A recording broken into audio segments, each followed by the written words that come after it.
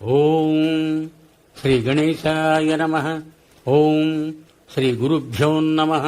ఓం శ్రీ మహాగాయత్రీమాత్రే నమః. శ్రీ మహాగాయత్రీమాత యూట్యూబ్ ఛానల్కు శ్రోతలందరికీ సాదర స్వాగతం.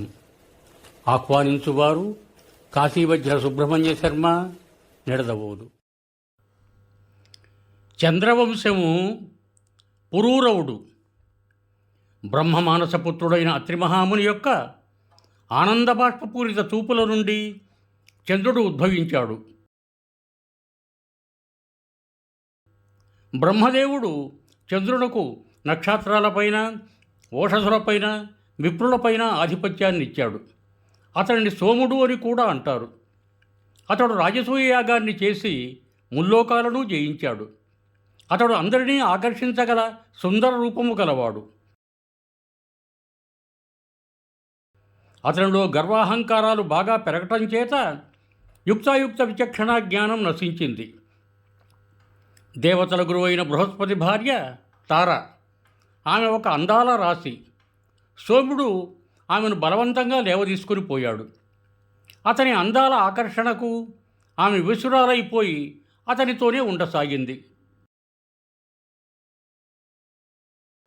భార్యను ఎక్కువగా ప్రేమిస్తున్న బృహస్పతి ఆమెను విడిచి ఉండలేక ఆమెను వదిలిపెట్టమని సోముని అనేకసార్లు బతిమారాడు.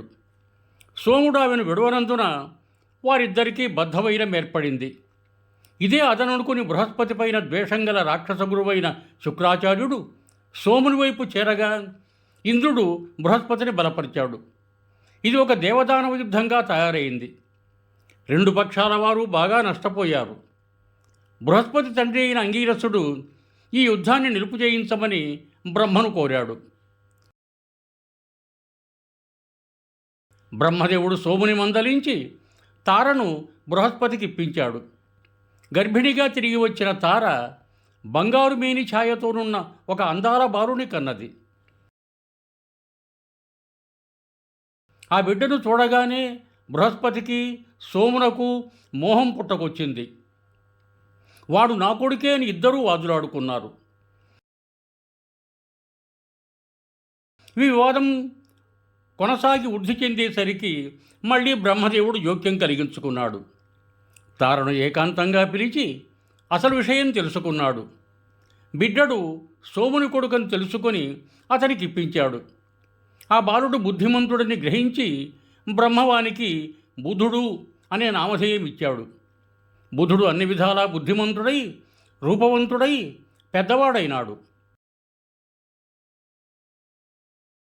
అతడు వైవస్వత మనుపుత్రుడైన శ్రాద్ధదేవుని పుత్రికైన ఎడను ప్రేమించి ఆమె యందు పురూరవుడనే కుమారుని పొందాడు.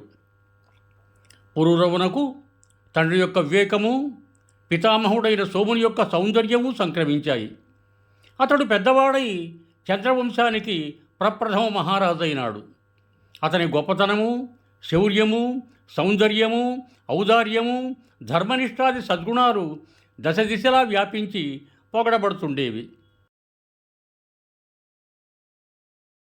ఒకనాడు ఇంద్రసభలో నారదుడు పురూరవుని ఘనతను కొనియాడుతుండగా విన్న ఊర్వశికి అతనిపై మనస్సు లగ్నమైంది. మిత్రావరుడుల శాపం వలన ఆమె భూలోకంలో మానవ రూపంలో అవతరించవలసి ఉంది. ఆమె పురూరవుని వద్దకు వెళ్ళి అతని సౌందర్యం చూసి ముగ్ధురాలైంది. అతడు కూడా ఆమెను చూచి మోహపరవశుడై దిగ్భ్రాంతి చెందాడు.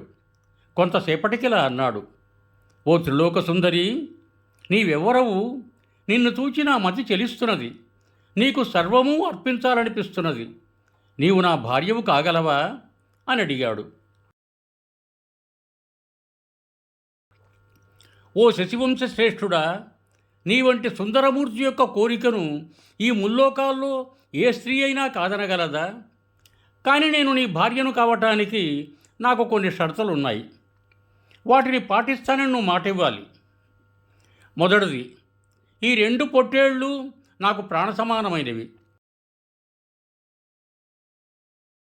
వీటిని నువ్వు ఎల్లప్పుడూ కంటికి రెప్పలాగా కాపాడుతూ ఉండాలి. రెండవది, నీవెన్నడూ నాకు నగ్నంగా కనపడరాదు. మూడవది, నేను నేతిని తప్ప ఇంకేమీ భుజించను. నీకు కూడా నెయ్యి ఇష్టమై ఉండాలి. వీటికి నీవు సమ్మతిస్తే నేను నిన్ను సకల స్వర్గసుఖాలలో ముంచి తేలుస్తాను అని చెప్పింది. పురూరవుడు అన్ని షరతులకు అంగీకరించాడు. వారు భార్యాభర్తలై ఒక్క క్షణమైనా విడిచి ఉండలేక రేయింబగొళ్ళు విహరిస్తూ వినోదిస్తూ శృంగార భోగాలను అనుభవిస్తూ ఎన్ని సంవత్సరాలు గడిపివేశారో లెక్కలేనే లేదు.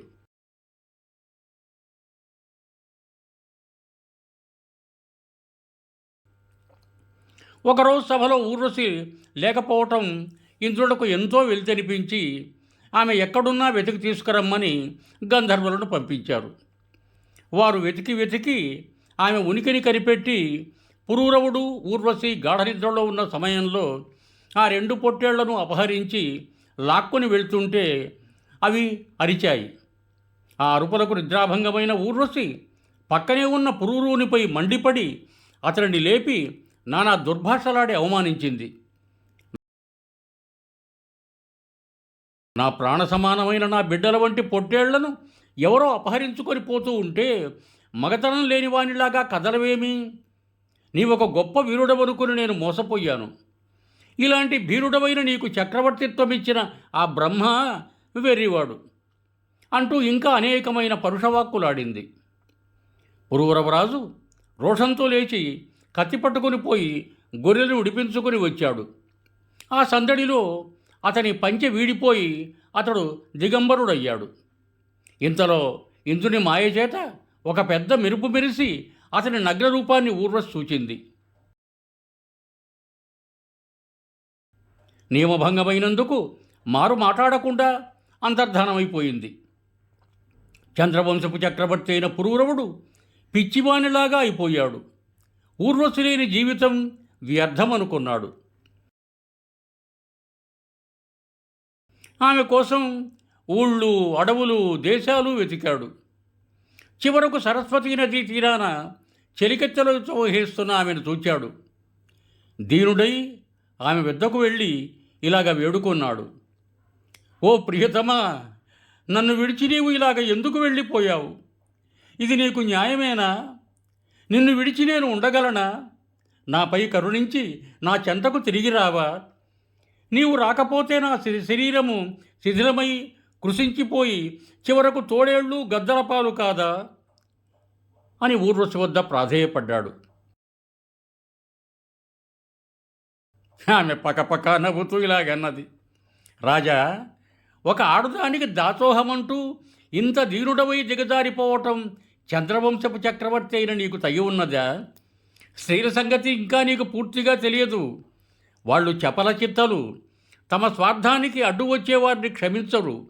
తోడేళ్ల వంటి వారు, ముఖ్యంగా స్వేచ్ఛా విలాసాలకు అలవాటు పడిన వారు ప్రేమ నటిస్తారు, కానీ దయలేని వారు నమ్మరాని వారు తమ మాటలతో అమృతం ఒలికిస్తారు, కానీ చేతలతో చిచ్చు పెడతారు.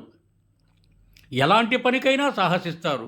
అందుచేత నాపైన కూడా నీవంతగా ఆశలు పెట్టుకోవటం మంచిది కాదు. నీవు నన్ను సంవత్సరాంతంలో కలుసుకుంటే ఒక సర్వలక్షణ సంపన్నుడైన పుత్రుని పొందగలవు అని చెప్పి వెళ్ళిపోయింది. ఆమెను తిరిగి కలుసుకోబోతున్నందుకు, ఆమె తనకు ఒక వారసుని ఇవ్వబోతున్నందుకు రాజు ఆనందంతో గంతులేశాడు. ఆమె కోరినట్లుగానే అతడు సంవత్సరాంతాన ఆమెను కలుసుకొని ఒక రాత్రి ఆమెతో గడిపాడు. విడిపోయే సమయం వచ్చినప్పుడు అతడు మళ్ళీ విచారంలో మునిగిపోయాడు. ఆమె దయదల్చిలా చెప్పింది. రాజా, నీవు గంధర్వులను ఆరాధిస్తే వారు నీకు మా లోకానికి వచ్చే పద్ధతి చెబుతారు అని చెప్పి వెళ్ళిపోయింది.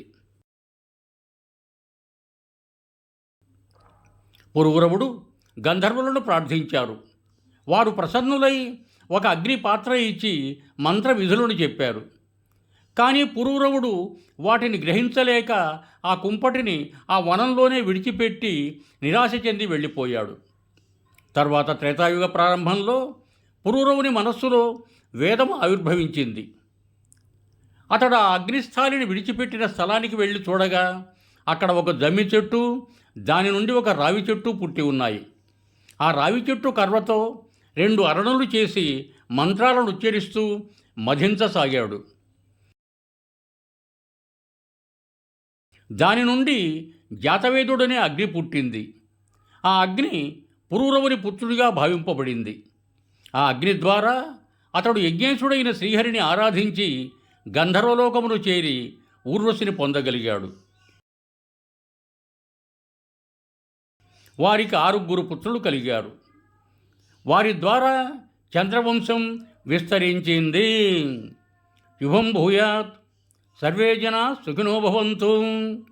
ధన్యవాదములు.